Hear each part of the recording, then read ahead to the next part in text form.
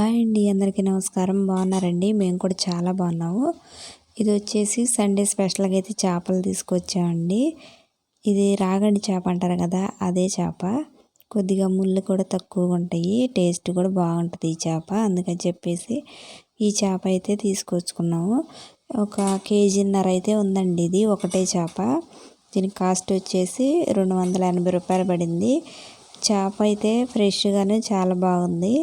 ఇది మొత్తం అయితే క్లీన్ చేయడానికి గల్లుప్పు అయితే కొద్దిగా వేస్తున్నాను, తగినంత. 2 స్పూన్లు అయితే నేను పసుపు కూడా వేసాను. క్లీన్ చేయడానికి కొద్దిగా ఉప్పు పసుపు ఎక్కువ వేసుకుంటే నీసు వాసన అనేది లేకుండా బాగుంటుంది కదా, ఇక అందుకని చెప్పేసి నేను కొద్దిగా ఎక్కువ వేసుకున్నాను. పెరుగు కూడా ఒక ప్యాకెట్ అయితే వేసానండి. నిమ్మకాయ ఉంటే వేసుకోవచ్చు, ఇంకా నా దగ్గర నిమ్మకాయలు అయితే లేవని చెప్పి నేను పెరుగు ఒక ప్యాకెట్ వట్టి తీసుకున్నాను. ఇవైతే శుభ్రంగా క్లీన్ చేసుకోవాలి. అక్కడే కట్ చేయించుకొని తీసుకొచ్చుకున్నాము. అయినా కానీ వాళ్ళు పైన చేస్తారు కదా. ఇక ఇంటికి వచ్చిన తర్వాత ఇవన్నీ వేసుకొని ఇంకా శుభ్రంగా అయితే క్లీన్ చేస్తున్నాను. కొద్దిగా ఇవి కడుక్కోవడానికి ఎక్కువ ప్రాసెసే పట్టిద్ది, కానీ ఇంకా నీసు వాసన అయితే శుభ్రంగా పోయి నీట్గా అయితే ఉంటాయి ముక్కలు. చాలాసార్లు కడిగాను, ఇంకా నేనైతే ఒక 10 సార్లు దాకా కడుగుంటాను. ఇట్లా మొత్తం సపరేట్ చేసుకుని ముక్కకి శుభ్రం కడుక్కోవడమే. ఒకసారి మళ్ళీ క్లీన్ చేసిన తర్వాత మళ్ళీ కొద్దిగా నేను ఉప్పు వేసేసి మళ్ళీ కడిగాను. ఇంకో రెండోసారి కడిగేటప్పుడు కూడా మళ్ళీ కొద్దిగా సాల్ట్ వేసి కడిగాను. నీసు వాసన అయితే ఏం రాలేదు. చూడండి ముక్కలు ఎంత తెల్లగానే బాగా కనపడుతున్నాయో. ఉప్పు వేయటం వల్ల ముక్కలు బాగా ఇంకా తెల్లగా కనపడతాయి. నేనైతే చాలాసార్లు వాష్ చేసేసాను. శుభ్రంగా ఇంకెట్లా మొత్తం అయితే చాలాసార్లు కడిగానండి. చేపల కూర వండి కూడా చాలా నెలలే అవుతుంది. ఈ మధ్యకాలంలో ఎప్పుడు తీసుకురాలేదు. వండి కూడా ఒక 7-8 నెలలు అవుతుంది అనుకుంటా. ఇంకా మళ్ళీ వండుకోవటం అయితే ఇదే. అంటే ఇట్లా చేయటం ప్రాసెస్ ఎక్కువ అని చెప్పి నేను పెద్దగా చేయట్లేదు. ఇంక ఇప్పుడు పిల్లలు కూడా అడిగారులే అని చెప్పేసి చేపల కూర అయితే వండబోతున్నాను. పెద్ద పెద్ద ముక్కలు ఉన్నాయి కదా, ఇవైతే నేను ఒక 3 తీసి పక్కన పెట్టాను. అంటే విడిగా ఫ్రై చేసుకుందామని చెప్పేసి ఓన్లీ ఒక 3 ముక్కలే నేను తీసి పక్కన పెట్టానండి. మిగతా అంతా కూర చేసేస్తాను. అందులోకి మసాలా పొడి చేయడానికైతే మసాలాలన్నీ తీసుకున్నాను. చెక్క లవంగాయలు యాలకులు ఇవన్నీ అయితే తీసుకున్నాను. స్టార్ పువ్వు కొద్దిగా జీలకర్ర కూడా తీసుకుంటున్నాను. ధనియాలు ఇవన్నీ తీసుకొని లైట్గా ఫ్రై చేశాను. ఫ్రై చేసి మెత్తగా పొడి పెడితే ఇది బిర్యానీలోకి కూడా కూరలోకి కూడా చాలా బాగుండిద్ది. ఈ పొడంతా లైట్గా ఇట్లా ఫ్రై చేసి మిక్సీ గిన్నెలో వేసి అయితే మిక్సీ పట్టేశాను. ఫ్రై చేసేటప్పుడే మంచి స్మెల్ అయితే వచ్చింది. ఈ పొడి అయితే మెత్తగా పట్టుకుంటే సరిపోతుంది ఈ పొడి. ఇంక వేరే మసాలాలు వేయని అవసరం లేదు. ఇంకా అల్లం వెల్లుల్లి పేస్ట్ ఒకటి వేసుకుంటే సరిపోతుంది. నేను విడిగా అయితే ఒక 3 ముక్కలు తీసానని చెప్పాను కదా, అవి అయితే ఫ్రై చేస్తాను. ఇంకా కూర అయితే నేను కలిపి పెట్టేస్తున్నాను, విడిగా ఫ్రై చేయట్లేదు ఇప్పుడే.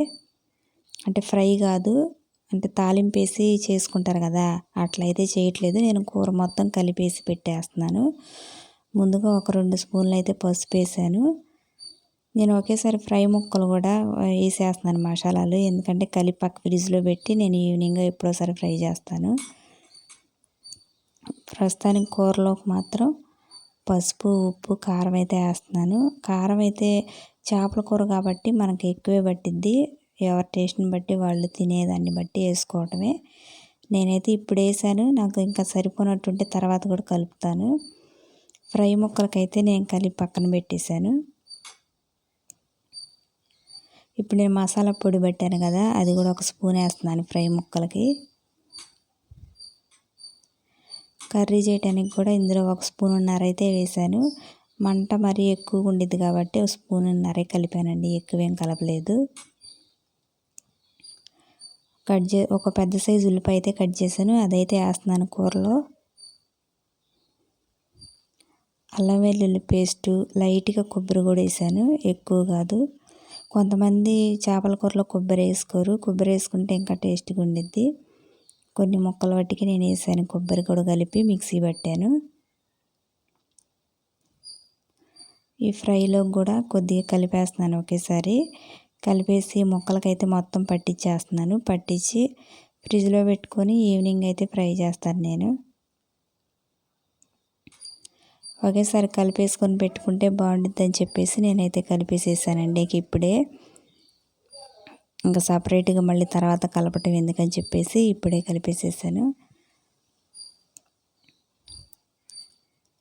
ఇంకా ఫ్రై ముక్కలు అయితే ఇట్లా కలిపేసి పక్కన పెట్టేశాను. ఉన్న వాటిల్లో పెద్ద ముక్కలు అయితే ఇవే ఉన్నాయి, ఇంక ఇవైతే ఫ్రై చేయడానికి పక్కన పెట్టాను. చేతికి మసాలా ఉంది కదా, ఇంకా కొద్దిగా లైట్గా వాటర్తో అయితే అందులో కూరలో వేస్తున్నాను. ఇంక ఇందులో అయితే నిమ్మకాయ అంత సైజు చింతపండు అయితే తీసుకున్నాను. ఇంకా అంతే, ఎక్కువ పుల్లగా ఉన్నా బాగోదు కదా, ఇక అందుకని చెప్పేసి కొద్దిగా అయితే చింతపండు తీసుకున్నాను. ఇదైతే ఒక 5 మినిట్స్ అట్లా నానబెట్టేసేస్తే సరిపోద్ది. 2 పచ్చిమిరపకాయలు కూడా వేస్తానండి, కట్ చేసుకున్నాయి. టమాటాలు కూడా ఒక్కటే వేసాను, చిన్న ముక్కలు కట్ చేసి. ఇవి కూడా కలిపేసేసాను. ఈలోపు నేను చింతపండు రసం అయితే బాగా పిసకాలి. ఇంక ఈ వాటర్ పోస్తే సరిపోతుంది. మనం పులుసు ఎంత వాటికి కావాలో అంత వాటికే కలుపుకుంటే సరిపోతుంది చింతపండు పులుసు అయితే. ఇందులోకి అయితే అన్నీ వేసేసాను. ఫైనల్గా ఆయిల్ అయితే వేస్తున్నాను. ఆయిల్ వేసిన తర్వాత చింతపండు ఉండే చారు కూడా అందులో వేస్తాను.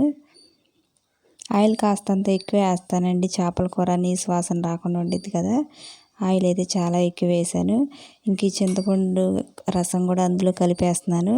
కలిపి ఒకసారి నేను చేతితో తిప్పట్లేదు, ఇంకా ఇట్లా బండి పట్టుకొని మొత్తం తిప్పుకుంటే సరిపోయిద్ది. ఇంకా దీన్ని డైరెక్ట్గా తీసుకెళ్ళి పొయ్యి మీద పెట్టుకోవటమే, కదపకుండా. ఇంక ఇట్లా అయితే పెట్టేశాను. ఇట్లా చూస్తే నాకు కారం తగ్గినట్టుంది, అందుకని చెప్పి మళ్ళీ 2 స్పూన్లు కారం అయితే అందులో వేసేసాను. ఒక 2 స్పూన్లు అయితే కలిపానండి.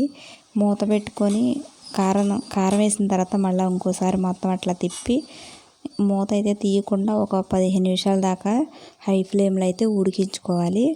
మనం ఇంకా మధ్యలో ఏం కదలకోకుండా ఉంటే సరిపోయిద్ది. కొద్దిసేపటి తర్వాత నేనైతే తీసి చూశాను. నేనైతే గంటతో ఏం కలపకుండా ఇట్లా మొత్తం బండి పట్టుకొని తిప్పుకుంటే సరిపోయిద్ది. గంటతో తిప్పితే ముక్కలన్నీ చెదిరైపోతాయి కదా, ఇక అందుకని చెప్పేసి అట్లా తిప్పుకోవడమే చేపల కూరని. ఇదిగో చూడండి ఎంత బాగా ఉడుకుతుందో. స్మెల్ అయితే చాలా మంచిగా అయితే వస్తుంది. కొత్తిమీరను కొద్దిగా అయితే పుదీనా కూడా వేస్తున్నాను అందులో వేసి మళ్ళీ ఇంకోసారి కలిపి మూత పెట్టి ఉడికిస్తున్నాను. కొద్దిసేపు నా తర్వాత మూత చూడండి, ఆల్మోస్ట్ ఉడికిపోయింది. చేపల కూరలో కానీ ఏ కూరలో అయినా కానీ ఆయిల్ సపరేట్ అయితే కూర ఆల్మోస్ట్ ఉడికిపోయినట్టే. కూర అయితే ఉడికిపోయింది. ఇంకా చారు కాస్తంత ఎక్కువగానే ఉన్నట్టు అనిపించింది నాకు, అందుకని చెప్పేసి మళ్ళీ కొద్దిసేపు అయితే ఉంచాను. చూడండి కూర ఎంత బాగా కుదిరిందో. చేపల కూర అయితే ఇంక ఇట్లా ప్రాసెస్లో వండుకుంటే చాలా టేస్ట్గానే చాలా బాగుండిద్ది. నేనేం చేశానంటే మళ్ళీ ఇంకోసారి అట్లా పొయ్యిని పెట్టి కొత్తిమీర అయితే కొద్దిగా జల్లాను. కొత్తిమీర వేసిన తర్వాత కూర అయితే రెడీ అయిపోయింది. ఫైనల్గా కొద్దిగా అంతా కరివేపాకులు కూడా వేసి ఇంకోసారి తిప్పి 1 నిమిషం అట్లా ఉంచుకుంటే సరిపోతుంది. ఇంకా అంత పులుసు వద్దనుకుంటే ఇంకో 5 మినిట్స్ ఉంచుకొని ఎగిరిందాక ఉంచుకోవటమే. నేను పులుసు అయితే లైట్గా ఉంచాను, ఎక్కువ కాదు మరీ తక్కువ కాదు, మీడియంగా సరిపోయినంత అయితే ఉంచేసాను. ఇంకా కూర అయితే దింపేస్తున్నానండి నేను. చూడండి ఎంత బాగుందో. అంతేనండి, చేపల కూర అయితే రెడీ అయిపోయింది. సింపుల్గా, అసలు ఎక్కువ టైమే పట్టదు, ఒక 20 మినిట్స్లోనే అయిపోయిద్ది. ముక్కలు కూడా బాగా అయితే ఉడికిపోయినాయి, మంచి స్మెల్ అయితే వస్తుంది. నేను టేస్ట్ కోసం ఒక ముక్క వేసుకొని అయితే చూస్తున్నాను. చారు చూడండి బాగుంది. ఉప్పు కారం అంతా అయితే మసాలాలు కరెక్ట్గా సరిపోయినాయి. చింతపండు పులుసు కూడా ఎక్కువ అవ్వకుండా తక్కువ అవ్వకుండా కరెక్ట్గా సరిపోయింది. ఇప్పుడు నేను తీసుకున్న చేపలకైతే సాఫ్ట్గానే చాలా బాగుంది కూర. అంతేనండి, రాగండి చేపల కూర అయితే రెడీ అయిపోయింది. వీడియో చూసేవాళ్ళు వీడియోని లైక్ చేస్తారని అయితే అనుకుంటున్నాను. టేస్ట్ మాత్రం చేపల పులుసు చాలా టేస్ట్గానే చాలా బాగుంది.